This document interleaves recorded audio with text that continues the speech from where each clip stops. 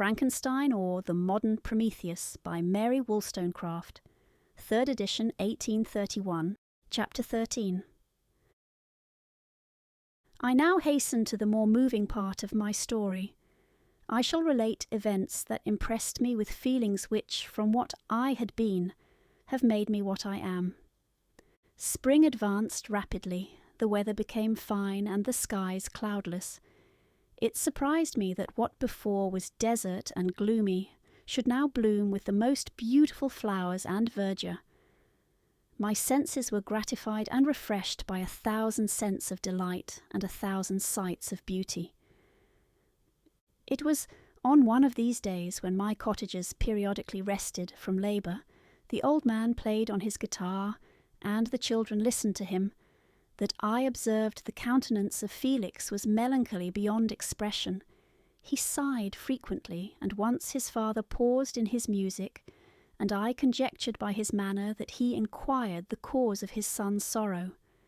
Felix replied in a cheerful accent, and the old man was recommencing his music when someone tapped at the door. It was a lady on horseback, accompanied by a countryman as a guide. The lady was dressed in a dark suit and covered with a thick black veil. Agatha asked a question, to which the stranger only replied by pronouncing in a sweet accent the name of Felix. Her voice was musical, but unlike that of either of my friends. On hearing this word, Felix came up hastily to the lady, who, when she saw him, threw up her veil, and I beheld a countenance of angelic beauty and expression. Her hair of a shining raven black, and curiously braided. Her eyes were dark, but gentle, although animated. Her features of a regular proportion, and her complexion wondrously fair, each cheek tinged with a lovely pink. Felix seemed ravished with delight when he saw her. Every trait of sorrow vanished from his face, and it instantly expressed a degree of ecstatic joy, of which I could hardly have believed it capable. His eyes sparkled as his cheek flushed with pleasure, and at that moment I thought him as beautiful as the stranger. She appeared affected by different feelings. Wiping a few tears from her lovely eyes, she held out her hand to Felix, who kissed it rapturously and called her, as well as I could distinguish, his sweet Arabian. She did not appear to understand him, but smiled. He assisted her to dismount, and dismissing her guide, conducted her into the cottage. Some conversation took place between him and his father, and the young stranger knelt at the old man's feet and would have kissed his hand, but he raised her and embraced her affectionately. I soon perceived that, although the stranger uttered articulate sounds and appeared to have a language of her own, she was neither understood by nor herself understood the cottagers. They made many signs which I did not comprehend, but I saw that her presence diffused gladness through the cottage, dispelling their sorrow as the sun dissipates the morning mists. Felix seemed peculiarly happy, and with smiles of delight welcomed his Arabian. Agatha, the ever-gentle Agatha, kissed the hands of the lovely stranger, and pointing to her brother, made signs which appeared to me to mean that he had been sorrowful until she came. Some hours passed thus, while they, by their countenances, expressed joy, the cause of which I did not comprehend. Presently I found, by the frequent recurrence of some sound, which the stranger repeated after them, that she was endeavouring to learn their language, and the idea instantly occurred to me that I should make use of the same instructions to the same end. The stranger learned about 20 words at the first lesson. Most of them, indeed, were those which I had before understood, but I profited by the others. As night came on, Agatha and the Arabian retired early. When they separated, Felix kissed the hand of the stranger and said, "Good night, sweet Safie." He sat up much longer, conversing with his father, and by the frequent repetition of her name I conjectured that their lovely guest was the subject of their conversation. I ardently desired to understand them, and bent every faculty towards that purpose, but found it utterly impossible. The next morning Felix went out to his work, and after the usual occupations of Agatha were finished, the Arabian sat at the feet of the old man, and taking his guitar, played some airs so entrancingly beautiful that they at once drew tears of sorrow and delight from my eyes. She sang, and her voice flowed in a rich cadence, swelling or dying away like a nightingale of the woods. When she had finished, she gave the guitar to Agatha, who at first declined it. She played a simple air, and her voice accompanied it in sweet accents, but unlike the wondrous strain of the stranger. The old man appeared enraptured, and said some words which Agatha endeavoured to explain to Safie, and by which he appeared to wish to express that she bestowed on him the greatest delight by her music. The days now passed as peaceably as before, with the sole alteration that joy had taken place of sadness in the countenances of my friends. Safie was always gay and happy. She and I improved rapidly in the knowledge of language, so that in 2 months I began to comprehend most of the words uttered by my protectors. In the meanwhile also the black ground was covered with herbage, and the green banks interspersed with innumerable flowers, sweet to the scent and the eyes, stars of pale radiance among the moonlight woods. The sun became warmer, the nights clear and balmy, and my nocturnal rambles were an extreme pleasure to me, although they were considerably shortened by the late setting and early rising of the sun, for I never ventured abroad during daylight, fearful of meeting with the same treatment I had formerly endured in the first village which I entered. My days were spent in close attention, that I might more speedily master the language, and I may boast that I improved more rapidly than the Arabian, who understood very little and conversed in broken accents, whilst I comprehended and could imitate almost every word that was spoken. While I improved in speech, I also learned the science of letters as it was taught to the stranger, and this opened before me a wide field for wonder and delight. The book from which Felix instructed Safie was Volney's Ruins of Empires. I should not have understood the purport of this book had not Felix, in reading it, given very minute explanations. He had chosen this work, he said, because the declamatory style was framed in imitation of the Eastern authors.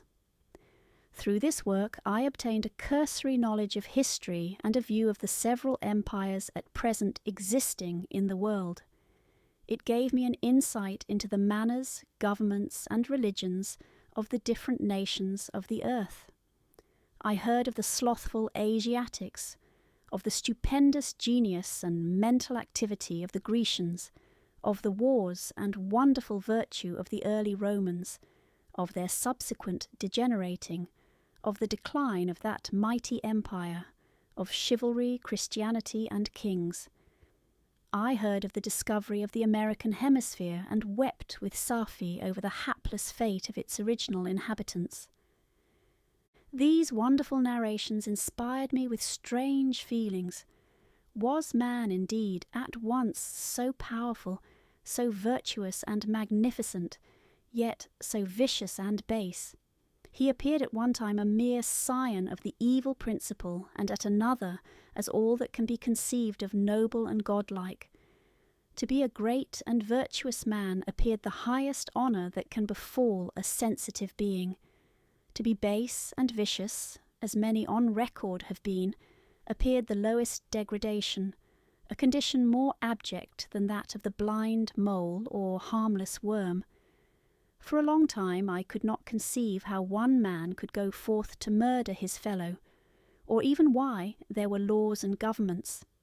But when I heard details of vice and bloodshed, my wonder ceased, and I turned away with disgust and loathing. Every conversation of the cottagers now opened new wonders to me. While I listened to the instructions which Felix bestowed upon the Arabian, the strange system of human society was explained to me. I heard of the division of property, of immense wealth and squalid poverty, of rank, descent, and noble blood. The words induced me to turn towards myself. I learned that the possessions most esteemed by your fellow creatures were high and unsullied descent united with riches. A man might be respected with only one of these advantages, but without either he was considered, except in very rare instances, as a vagabond and a slave, doomed to waste his powers for the profits of the chosen few. And what was I? Of my creation and creator I was absolutely ignorant, but I knew that I possessed no money, no friends, no kind of property. I was, besides, endued with a figure hideously deformed and loathsome. I was not even of the same nature as man. I was more agile than they, and could subsist upon coarser diet. I bore the extremes of heat and cold with less injury to my frame. My stature far exceeded theirs. When I looked around, I saw and heard of none like me. Was I then a monster, a blot upon the earth, from which all men fled and whom all men disowned? I cannot describe to you the agony that these reflections inflicted upon me. I tried to dispel them, but sorrow only increased with knowledge. Oh, that I had for ever remained in my native wood, nor known nor felt beyond the sensations of hunger, thirst, and heat. Of what a strange nature is knowledge! It clings to the mind when it has once seized on it like a lichen on the rock. I wished sometimes to shake off all thought and feeling, but I learned that there was but one means to overcome the sensation of pain, and that was death, a state which I feared yet did not understand. I admired virtue and good feelings, and loved the gentle manners and amiable qualities of my cottagers, but I was shut out from intercourse with them, except through means which I obtained by stealth, when I was unseen and unknown, and which rather increased than satisfied the desire I had of becoming one among my fellows. The gentle words of Agatha and the animated smiles of the charming Arabian were not for me. The mild exhortations of the old man and the lively conversation of the loved Felix were not for me. Miserable, unhappy wretch! Other lessons were impressed upon me even more deeply. I heard of the difference of sexes and the birth and growth of children, how the father doted on the smiles of the infant and the lively sallies of the older child, how all the life and cares of the mother were wrapped up in the precious charge, how the mind of youth expanded and gained knowledge of brother, sister, and all the various relationships which bind one human being to another in mutual bonds. But where were my friends and relations? No father had watched my infant days, no mother had blessed me with smiles and caresses, or if they had, all my past life was now a blot, a blind vacancy in which I distinguished nothing. From my earliest remembrance I had been as I then was in height and proportion. I had never yet seen a being resembling me, or who claimed any intercourse with me. What was I? The question again recurred, to be answered only with groans. I will soon explain to what these feelings tended, but allow me now to return to the cottagers, whose story excited in me such various feelings of indignation, delight, and wonder, but which all terminated in additional love and reverence for my protectors, for so I loved in an innocent, half-painful self-deceit to call them.